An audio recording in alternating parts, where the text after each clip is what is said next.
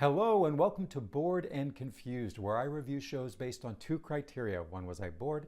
Two, was I confused? Today's show is Gotta Dance, playing at Stage 42 on 42nd Street. Now, before I talk about this really fun dance review, please take a moment to like, comment, and subscribe. It really helps me grow this channel and get it in front of more people who are into theater just like you and I are. Okay, let's talk about Gotta Dance. So what did I know going into this?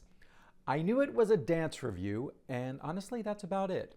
I didn't know the specific numbers they were going to do. I didn't know the full history behind the organization that produced this, and I hadn't done a deep dive into the creative teams. I just knew dance review, Broadway choreography. I'm in, let's go see what they've got. So here's some context that makes Gotta Dance even more interesting once you know it. And I think it genuinely deepens your appreciation of what you're watching. The show has been conceived by Nikki, Feirt, Atkins of American Dance Machine for the 21st Century, which itself is a revival of an organization with a remarkable origin story. So back in 1976, a Broadway dancer named Theodore, who originated the role of Anybody's in the original 1957 production of West Side Story, founded the original American Dance Machine. Her mission was urgent and simple. Broadway dances were disappearing. Scripts get published, scores get recorded, but choreography? Before the age of video, when a show closed, those dances were essentially gone forever. So Theodore began holding what she called rescue sessions, bringing original cast members back into the studio to reconstruct the choreography from memory. She believed that memory lives in a dancer's body, and she was right. She saved the works of Fosse, Agnes DeMille, Michael Kidd, and others. The original American Dance Machine even played Broadway in 1978. Tragically, Theodore died in 1987, and the organization went dark. Fast forward to 2012, when a former dancer named Nikki Feirt Atkins, who is also, remarkably, a medical doctor, a pathologist at New York Presbyterian, she revived the mission as American Dance Machine for the 21st Century, or ADM21. She has been rebuilding that organization ever since. Gotta Dance first played a limited run at the theater at St. Jean's, produced by the York Theater Company, and the response was strong enough that the show has now moved to a larger off-Broadway home. Producer Riki Kane Larimer, who first produced Gotta Dance at the York Theater, is now presenting this expanded production at Stage 42, with Joel Grossman serving as executive producer. It's co-directed by Atkins and four-time Tony Award-nominated director and choreographer Randy Skinner, who, not coincidentally, was himself a dancer in the original American Dance Machine back in the 70s. This show is, in every sense, a labor of love and preservation that has now earned itself a proper off-Broadway run. So, what is Gotta Dance about? Well, as I said earlier, it's a dance review. It's about 90 minutes with a 15-minute intermission, and it presents 17 reconstructed numbers spanning the history of Broadway and Hollywood dance, from the 1930s all the way to 2015. There's no book, there's no through-line story.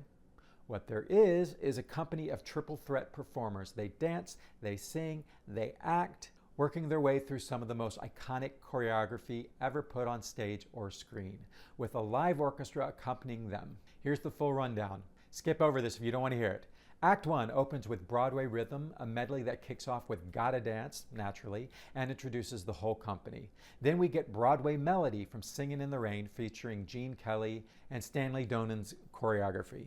Then City Light from the act, a Liza Minnelli number from 1977, sung beautifully here by Jessica Lee Golden. Then All I Need Is a Girl from Gypsy, a Jerome Robbins number, where they actually perform the scene that leads into the dance. Then a suite from Susan Stroman's Contact, leading into Simply Irresistible. Then Love Potion number 9 and Teach Me How to Shimmy from Smokey Joe's Cafe. Then Moses Supposes from Singing in the Rain.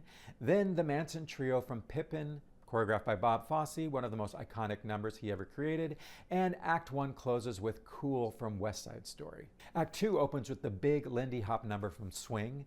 Then we get Sweet Georgia Brown from Bubbling Brown Sugar, choreographed by Billy Wilson. Then Mr. Monotony from Jerome Robbins' Broadway, a gorgeous balletic pas de trois. Then a fantastic tap number, I Love the Piano from Irving Berlin's White Christmas, choreographed by Randy Skinner himself.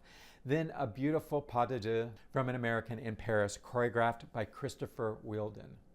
Then the emotional centerpiece of the evening, The Music and the Mirror from A Chorus Line, performed by Jessica Lee Golden, including the full Cassie monologue dialogue with Zach, and then we close with One, also from A Chorus Line, which gives every dancer the individual moment to bow before they kick line their way into oblivion. So let's talk about some positives and some negatives. Let me start with what is working, and there's a lot. First, the dancers. These are genuine triple threats, every one of them. They dance brilliantly, they sing well, and they're good actors as well. Everyone is bringing it across all three disciplines, and the level of rehearsal is very evident. The choreography is tight, the transitions are sharp, and the whole company is moving as a unit. Second, and this is really huge for me, the decision to include context. Rather than just stringing together dance sequences, the show often gives you the scene or the song that leads into the dance. The Cassie scene before The Music and the Mirror. The dialogue leading into All I Need Is the Girl. Mr. Monotony gets the full song before it opens into the dance piece. And this matters because it reminds us that Broadway dance is storytelling. It doesn't exist in a vacuum. This, for me, is one of the smartest choices this production makes. It's what keeps the show from feeling like a dry academic exercise in preservation. Third, the live orchestra. The whole show is performed with live music, and it sounds really great. There is one exception, and I'll mention that in a second, but the rest of the evening, the band is firing on all cylinders, and hearing the music live under these dances makes a more enormous difference. Now, it's only a 7-piece band, but they still fill out. It's enough to really give us what we need. Now, the thing worth noting, the Contact Suite uses pre-recorded music, which is a bit of a shift given the otherwise all-live orchestra. That said, Contact is a special case. It's built around specific recording, so it's understandable even if it sticks out. And honestly, while we have this great live band, part of me was like, couldn't we get another Susan Stroman number that actually uses them? Jessica Lee Golden does a great job with Cassie's scene with Zach, and she dances The Music and the Mirror beautifully. I always feel for any dancer who has to sing and then dance and then sing again, especially when it's a song that was specifically written for Donna McKechnie, who is a soprano with a very high belt. And the one finale, while joyful, doesn't have the iconic gold chorus line costumes. I guess it's probably a budgeting issue. So that does take a little shine off the closing image. And finally, more of a philosophical observation than a criticism. When you're recreating Fosse or Robbins without the original performers or the full production apparatus around them, you're inevitably working with a beautiful copy of a masterpiece. The best numbers here transcend that entirely, but a small handful remind you of how great the original was. And part of me was really wishing for more dance numbers that I haven't seen that were recreated from dancers' memories. But that is the trick there, is that if it's not on video, it's difficult for them to recreate it. And if it's on video, I've probably seen it on YouTube. So was I bored? Not for a single second. The show is only 90 minutes and it earns every minute. The variety of styles keep you constantly engaged. You have tap, jazz, ballet, Lindy Hop, swing, contemporary Broadway. You're never sitting in the same style long enough to check out. And when you have Jessica Lee Golden doing The Music in the Mirror live in front of you, or the Manson Trio from Pippin happening right there on stage, it's impossible to be bored, at least for me. Was I confused? No, the show is exactly what it presents itself as. There's no narrative to follow. If you walk in knowing it's a curated evening of Broadway and Hollywood dance history, you'll never be lost. You might occasionally wish for a little more context on numbers you're less familiar with. I wasn't familiar with the number from Bubbling Brown Sugar and how the number fits in, but the production sets each number up well enough that you're always oriented. But here's the conversation Gotta Dance really left me wanting to have, and I don't want to gloss over it because I think it's the most important question the show raises. Where is the contemporary equivalent of what we're celebrating in this review? Where is our modern Bob Fosse or our modern Jerome Robbins?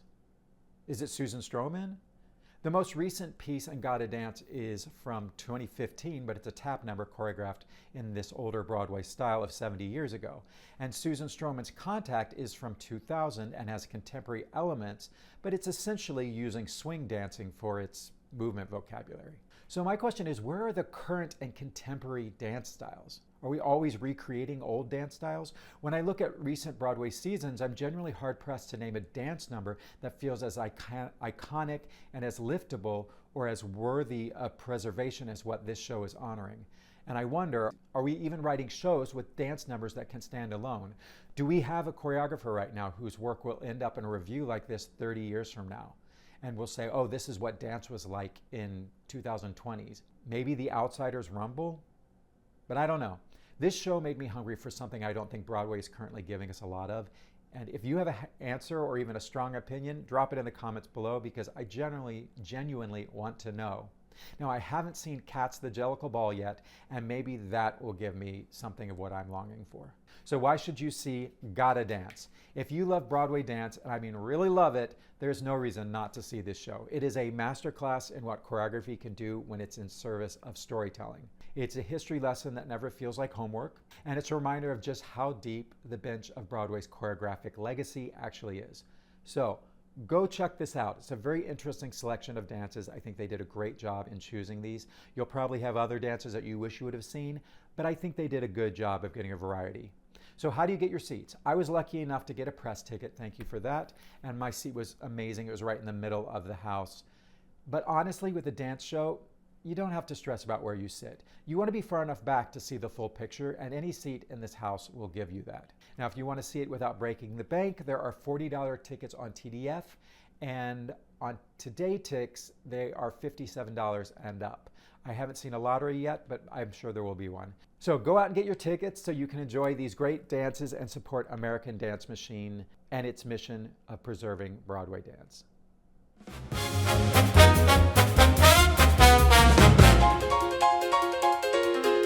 Don't bore me. Don't confuse me. If you do, Then you'll lose me. don't wanna drift away. Wanna stay inside the play. Keep me engaged. Keep me amused with what's in front of me. 'Cause I don't wanna be bored.